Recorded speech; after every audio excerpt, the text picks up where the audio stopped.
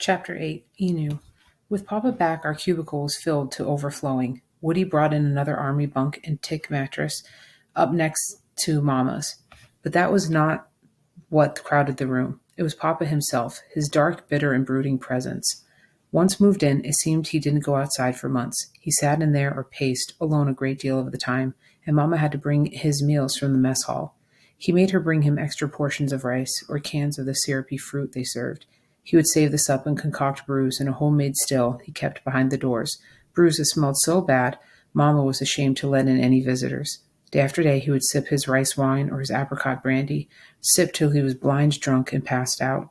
In the morning he would wake up groaning like the demon of a kabuki drama. He would vomit and then start sipping again. He terrified all of us, lurching around the tiny room, cursing in Japanese and swinging his bottles wildly. No one could pacify him. Mama got nothing but threats and abuse for her attempts to comfort him. I turned 8 that fall. I remember telling myself that he never went out and never associated with others because he thought he was better than they were and was angry at being forced to live so close to them for the first time in his life. I told myself they whispered about him because he brewed his own foul-smelling wine in our barracks. All of this was partly true, but there were deeper, uglier reasons for his isolation. I first sensed it one night when Mama and I went to the latrine together. By this time, the stalls were partitioned. 2 Terminal Island women about Mama's age were leaving just as we walked in. They lingered by the doorway, and from inside my stall I could hear them whispering about Papa. Deliberately, just loud enough for us to hear. They kept using the word Inu. I knew it meant dog, and I thought at the time they were backbiting him because he never socialized. Spoken Japanese is full of disrespectful insult words that can be much more cutting than mere vulgarity. They have to do with bad manners or worse, breaches of faith and loyalty. Years later, I learned that Inu also meant collaborator or informer. Members of the Japanese American Citizens League were being called Inu for having helped the army arrange a peaceful and orderly evacuation. Men who cooperated with camp authorities in any way could be labeled Inu, as well as those genuine informers inside the camp who relayed information to the War Department and to the FBI. For the women of the late-night latrine, Papa was an Inu because he had been released from Fort Lincoln earlier than most of the Issei men, many of whom had to remain up there separated from their families throughout the war. After investigating his record, the Justice Department found no reason to detain him any longer. But the rumor was that, as an interpreter, he had access to information from fellow Isseis that he later used to buy his release. This whispered charge, added to the shame of everything that had happened to him, was simply more than he could bear. He did not yet have the strength to resist it. He exiled himself like a leper, and he drank. The night Mama and I came back from the latrine with this newest bit of gossip, he had been drinking all day. At the first mention of what we'd overheard, he flew into a rage. He began to curse her for listening to such lies. Then he cursed her for leaving him alone and wanted to know where she had really gone. He cursed her for coming back and disturbing him, for not bringing him his food on time, for bringing too much cabbage and not enough rice. He yelled and shook his fists, and with his very threats forced her across the cluttered room until she collided with one of the steel bed frames and fell back onto a mattress. I had crawled under another bunk and huddled, too frightened to cry. In a house, I would have run to another room, but in this tight little world of our cubicle, there was no escaping this scene.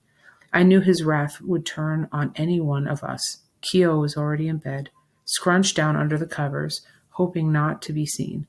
Mama began to weep, great silent tears, and Papa was now limping back and forth beside the bunk, like a caged animal, brandishing his long, polished North Dakota cane.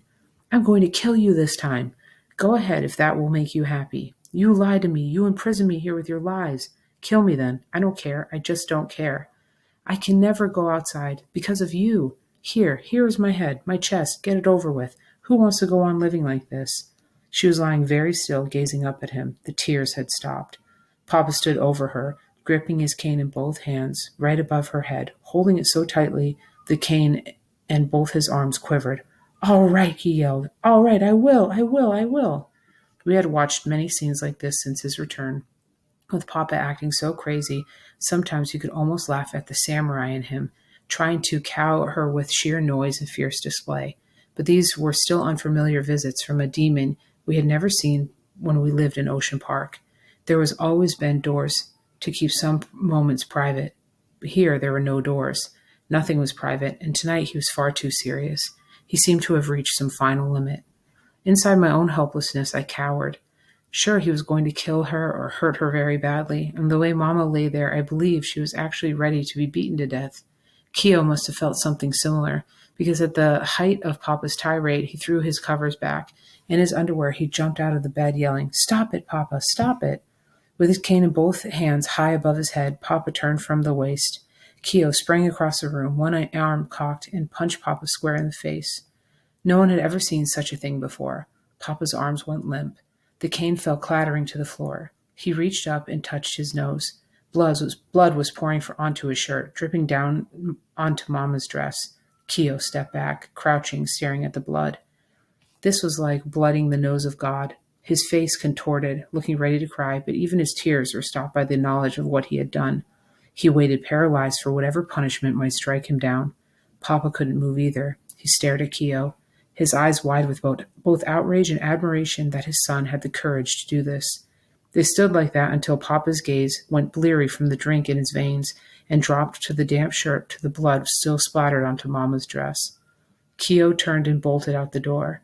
I ran over to Mama, whimpering with relief that this ghastly scene was over and she had been saved, yet aching with a great sadness I could not at the time find words for. I was proud of Keo and afraid for what would happen to him, but deeper than that, I felt the miserable sense of loss that comes when the center has collapsed and everything seems to be flying apart around you. Keo had fled to one of my married sister's barracks. For 2 weeks he hid there. When he finally returned, it was to admit that he had been in the wrong and to ask Papa's forgiveness. He too wanted some order preserved in the world and in the family. Papa accepted his apology, and this settled the water some. But that aching sadness did not go away. It was something undefinable I'd already been living with for months, now inflamed by Papa's downfall. He kept pursuing oblivion through drink. He kept abusing Mama, and there seemed to be no way out of it for anyone. You couldn't even run.